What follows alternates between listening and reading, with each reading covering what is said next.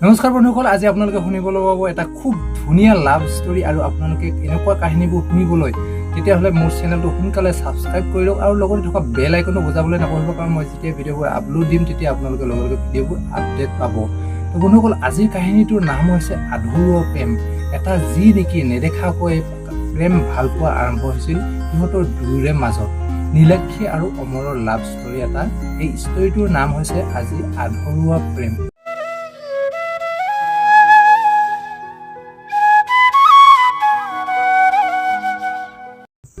আজি আপোনালোকে শুনিবলৈ পাব নীলাক্ষীৰ লাভ ষ্টৰী জ্যোতি ডেকাৰ সৈতে। তাই যেতিয়া কলেজত পঢ়ি আছিল, তাই নিজৰ গাঁৱৰে বায়েক এজনীৰ লগত ৰুমত থাকি পঢ়িছিল। এদিন বাজনীয়ে তাইক তাইৰ এজন ফ্ৰেণ্ডৰ সৈতে চিনাকি কৰাই দিলে। তেতিয়া সি তাইৰ নাম্বাৰটো খুজিছিল, কিন্তু তাই বাৰ পৰা লৈ ল'বকৈ ফোনটো কাটি দিলে। এদিন অমৰে তাইক ফোন কৰিলে বাৰ পৰা নম্বৰটো লৈ। আকৌ দুদিন পিছত তাইক অমৰে ফোন কৰিলে আৰু তাইও কথা পাতিলে।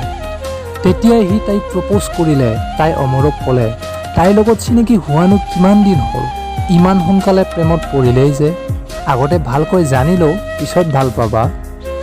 তেতিয়া তাইক অমৰে কৈছিল, ভাল পোৱাত জানিবলৈ আৰু কি লাগে, প্ৰথমতে ভাল পাওঁ, তাৰপিছত জানি থাকিম। তাই তেতিয়া ক'লে যে কেইদিনমান কথা পাতোঁ, ইটোৱে সিটোক জানো, তাৰ পাছত ক'ম, আৰু সিও হ'ব বুলি ক'লে। এদিন চিনাকিতে অমৰে নীলাক্ষীক প্ৰপ'জ কৰিলে আৰু নীলাক্ষীয়েও অকণমান সময় বিচাৰিলে। পিছদিনাৰ পৰাই সিহঁতৰ হোৱাটছএপত মেছেজ কৰাৰ আৰম্ভ হ'ল। এদিন আকৌ সি তাইক মেছেজত ভাল পোৱাৰ কথাখিনি কৈছিল। তেতিয়া তাই তাইৰ বাক সি প্ৰপ'জ কৰাৰ কথাখিনি ক'লে। বায়ে তাৰ প্ৰপ'জেল একচেপ্ট কৰিবলৈ ক'লে। সি হেনো ভাল ল'ৰা, আৰু যিহেতু সি তোমাতকৈও 5 বছৰ ডাঙৰ আছিল, গতিকে সি তাইক বুজিও পাব বুলি।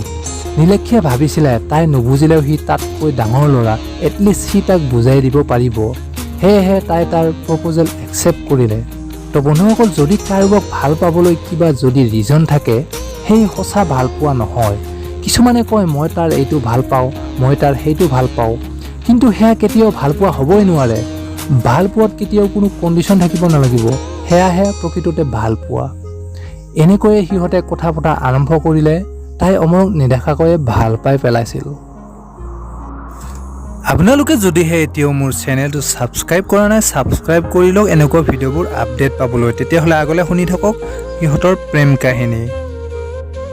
এদিন অমৰে তাইক লগ কৰিম বুলি ক'লে। তাইৰ বৰ ভাল লাগিছিল। ইমান দিনে নেদেখা ল'ৰাজনক তাই আজি লগ পাব। কি কৰোঁ কি নকৰোঁ বুলি তাই একো ভাবি পোৱাই নাছিলে। অমৰ আৰু তাৰ বন্ধু এজন আহিছিল তাইক লগ কৰিবলৈ। তাকে দেখি তাইৰ প্ৰথম ভাল লাগিছিলে আৰু লাজো লাগিছিলে। তাইৰ বেছিকৈ লাজ লাগিছিল তাৰ লগত অহা ফ্ৰেণ্ডজনলৈহে। পিছত হোটেল এখনত বহি কথা পাতিলে। তাৰ ফ্ৰেণ্ডজনে তাইক কেইটামান কথা সুধিলে। তাই লগতে কি কওঁ কি নকওঁ কৰি তাই কি ক'লে নিজে গমকেই নাপালে। সিহঁতে চাহ খালে, তাইকো কৈছিল, কিন্তু তাই চাহ নাখালে। সিহঁতে কিছু সময় বহি ঘৰ যোৱাৰ কথা ওলাল। সিহঁতে সকলোৱে হোটেলৰ পৰা ওলাই আহিল আৰু সিহঁত এৰা এৰি হ'ল। কিছু সময় পাছত অমৰে তাইক ফোন কৰিলে আৰু সুধিছিল যে তাক লগ পাই তাইৰ কেনেকুৱা লাগিল। তাই ভাল লাগিল বুলি ক'লে। এনেকৈয়ে সিহঁতে সদায় কথা পতা ষ্টাৰ্ট কৰিলে। নীলাক্ষীয়েও মনে মনে ইমান বেছিকৈ ভাল পাই পেলাইছিল যে অমৰক তাই নিজেই ক'ব পৰা নাছিলে। কিছুদিন পিছৰে পৰা অমৰে নীলাক্ষীক লাহে লাহে ফোন নকৰা হ'ল। ফোন কৰা কমাই দিলে আৰু তাই ফোন কৰিলেও ভালকৈ কথা নাপাতে। এনেকৈয়ে তাই কেইদিনমান পাছত তাৰ লগৰজনক ফোন কৰিলে আৰু সুধিলে যে অমৰৰ হৈছে কি। তাৰ লগৰজনে সিও এইকেইদিন লগ পোৱা নাই বুলি ক'লে। লগ পালে সুধিম বুলি ক'লে আৰু সুধি জনাম বুলি কৈ ফোনটো কাটি দিলে। ব্যৱহাৰত পৰিৱৰ্তন আহিবলৈ ধৰিলে অমৰৰ। লগ পোৱাৰ পিছতেই সলনি হৈছিল অমৰে। তাই ভাবিছিল যে তাই কি ভুল কৰিলে সি তাইৰ লগত যে এনেকুৱা ব্যৱহাৰ কৰি আছে।